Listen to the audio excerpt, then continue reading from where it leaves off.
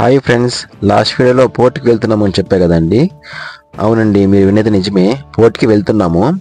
ఇక్కడ మా హోటల్ నుంచి పోర్ట్కి 1.5 hour జర్నీ అంట. సో అక్కడికి వెళ్తున్నాము. మా కంపెనీ వాళ్ళు మాకు ఒక ఏజెన్సీ వాళ్ళనే పరిచయం చేశారండి. మాకు తెలియని విషయం ఏమిటంటే, ఇది కాకుండా ఇంకా 3 టీంలు ఉన్నాయంట. అంటే ఎయిర్పోర్ట్ నుంచి, అంటే ఈజిప్ట్లోని కైరో ఎయిర్పోర్ట్ నుంచి హోటల్ తీసుకోవడానికి ఒక టీము, అక్కడ నుంచి హోటల్ రూమ్ బుకింగ్ కానీ, ఫుడ్ ఫెసిలిటీస్ కానీ, షాపింగ్ చేయాలన్నా, బయటికి వెళ్ళాలన్నా, ఏదైనా చూడాలన్నా మొత్తం అరేంజ్మెంట్స్ సెకండ్ టీం చూసుకుంటుందంట.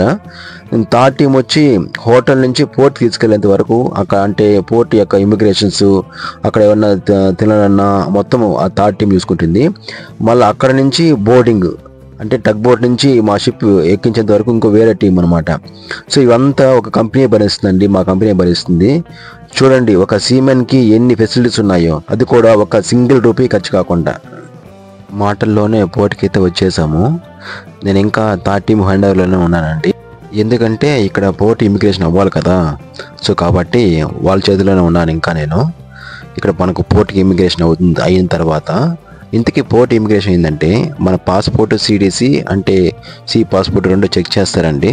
చెక్ చేసి మన పాస్పోర్ట్ మీద పోర్ట్ ఇమిగ్రేషన్ స్టాంప్ వేస్తారు. అది ఖచ్చితంగా మనం చూసుకోవాలి. ఇదేనండి సిఏజీ ఇమిగ్రేషన్ డిపార్ట్మెంట్. ఇక్కడ మనకు ఇమిగ్రేషన్ అవుతుంది. మొత్తానికి ఇమిగ్రేషన్ అయిపోయిందండి. టగ్ బోర్డ్ ఎక్కుతున్నాము. సో థర్డ్ టీం వాళ్ళు మమ్మల్ని ఫోర్త్ టీం వాళ్ళకి అప్పగించారు. సో టగ్ బోర్డ్లో వెళ్తున్నాను.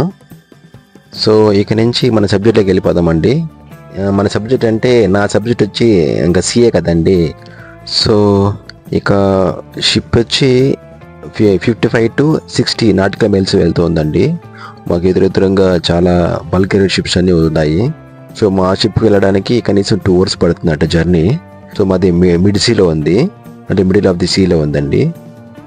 ఇదంతా ఐలాండ్స్ అండి, బాగా చూడండి. నేనైతే హ్యాపీగా ఎంజాయ్ చేస్తున్నానండి.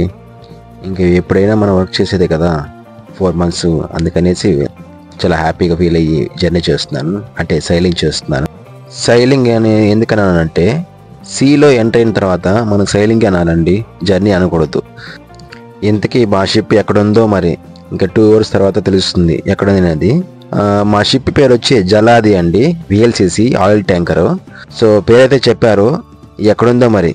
సో మాకు ఎదురుగా పెద్ద బల్క్ ఏరియా వచ్చిందండి, చాలా పెద్దదిగా ఉంది, బాగా చూడండి.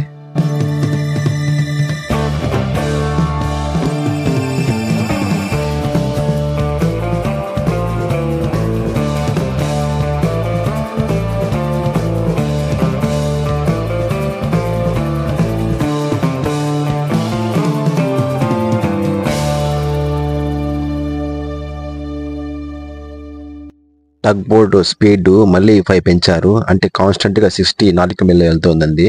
కొద్దిగా స్పీడ్గా వెళ్తుంది, ఎందుకంటే తొందరగా రీచ్ అవ్వాలి కదండి. సో కాబట్టి మీరు గమనించారు లేదో, బోట్ చుట్టూరు టైర్లా కనపడుతున్నాయి చూడండి. మీకు పోర్ట్ ముందు కూడా కనపడింది ఒకటి.